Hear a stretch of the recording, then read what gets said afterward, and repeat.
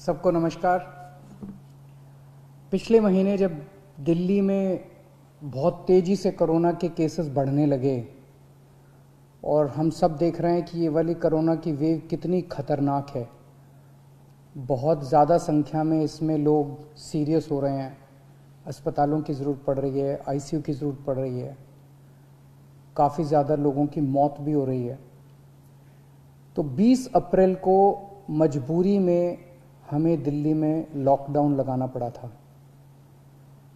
Cases लगातार बढ़ते जा रहे थे। लॉकडाउन लगाने की वजह से और भी अन्य कई कारणों की वजह से 26 अप्रैल को आके 35% पॉजिटिविटी रेट बढ़ गया था। 35% बहुत ज़्यादा होता है, मतलब 100 लोगों का अगर हम टेस्ट करते थे तो 35 लोग उसमें पॉजिटिव निकलते थे। 26 अप्रैल के बाद से चूंकि लॉकडाउन लगाया था, एक तरह से थोड़ी सी चेन टूटनी चालू हुई थी इसकी कोरोना की। 26 अप्रैल के बाद से धीरे धीरे केसेस कम होने चालू हुए और अब पिछले 1-2 दिन के अंदर 23%, 35% से 23% पॉजिटिविटी रेशियो आ गया है। तो केसेस कम होने चालू हुए हैं दिल्ली के अंदर। इसमें आप सब लोगों का बहुत ज़्यादा सहयोग रहा। दिल्ली के लोगों ने जम के सहयोग किया। आप लोगों ने लॉकडाउन का पूरी तरह से पालन किया और ये हम सब लोगों की, अपने परिवार की ज़िंदगी और उनके स्वास्थ्य की बात है। हम कोई भी किसी पे एहसान नहीं करा, हम सब के अपने लोगों के स्वास्थ्य की और ज़िंदगी की बात है। इस लॉकडाउन के पीरियड को हमने संसाधन, हेल्थ इंफ्रास्ट्रक्चर को और मजबूत करने के लिए इस्तेमाल किया। कई जगह नए ऑक्सीजन बेड्स तैयार किए गए। सबसे बड़ी दिक्कत दिल्ली में ऑक्सीजन की आई है। नॉर्मल टाइम में जितनी ऑक्सीजन चाहिए होती है अस्पतालों में, उससे कई गुना ऑक्सीजन की जरूरत पड़ने लगी, क्योंकि अब जितने भी मरीज आते थे कोरोना में उन सबको ऑक्सीजन की जरूरत थी। तो कई गुना ऑक्सीजन की जरूरत अचानक पड़ने लगी।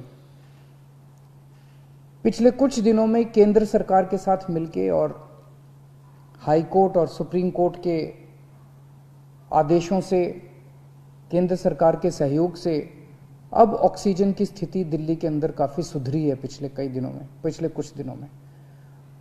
अब इस तरह की बातें सुनने को नहीं मिलती कि इस अस्पताल में 2 घंटे की ऑक्सीजन रह गई, उस अस्पताल में आधे घंटे की ऑक्सीजन रह गई, यहाँ पे किसी की ऑक्सीजन से मौत हो सकती है। अब इस तरह की बातें सुनने को नहीं मिल रही है।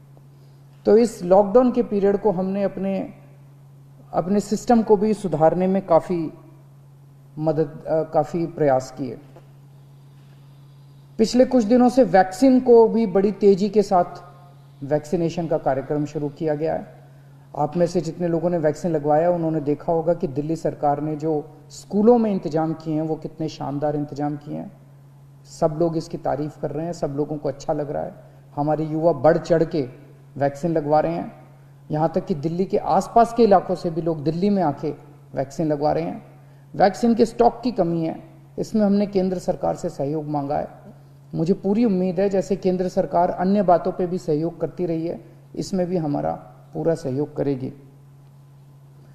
पिछले कुछ दिनों में सब लोगों से मेरी बात हुई है, व्यापारियों से, महिलाओं से, युवाओं से, अलग अलग किस्म के लोगों से बात हुई है और सबका ये मानना है कि कोरोना के केस कम तो हुए हैं लेकिन अभी भी बहुत हैं। 23% अभी भी संक्रमण दर है।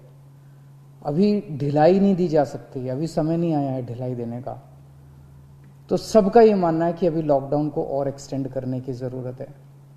अभी और इस कड़ाई को अभी थोड़े दिन और बरकरार रखने की ज़रूरत है, नहीं तो अभी जो हमने हासिल किया वो भी ख़त्म हो जाएगा। और जैसा मैंने कहा कि ये इतना मुश्किल दौर है, ये वाली वेव इतनी ख़तरनाक है, इतने लोगों की मौत हो रही है, तो जान है तो जहान है। अगर ज़िंदगी बचेगी तो बाद में और बहुत कुछ कर लेंगे ज़िंदगी में। सबसे पहले इस टाइम ज़िंदगी बचाना है। तो इसीलिए सरकार ने आप सब लोगों के फीडबैक के आधार पे, आप सब लोगों की इसके आधार पे मजबूरीवश अभी 1 हफ्ते का लॉकडाउन और बढ़ाया जा रहा है। कल सुबह 5 बजे ये लॉकडाउन ख़त्म होना था, लेकिन अब ये अगले सोमवार को 5 बजे तक के, सुबह 5 बजे तक के लिए बढ़ाया जा रहा है और इस बार थोड़ा सा और सख्त किया जा रहा है। कल से दिल्ली के अंदर मेट्रो भी चलना बंद हो जाएंगी।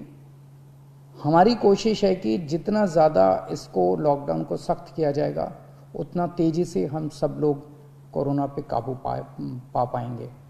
मेरी आप सबसे निवेदन है, जिस तरह से अभी तक आप लोगों ने सरकार का साथ दिया, जिस तरह से अभी तक आप लोगों ने पूरा लॉकडाउन का पालन किया, इसी तरह से आने वाले समय में भी आप सब लोग लॉकडाउन का पालन करेंगे।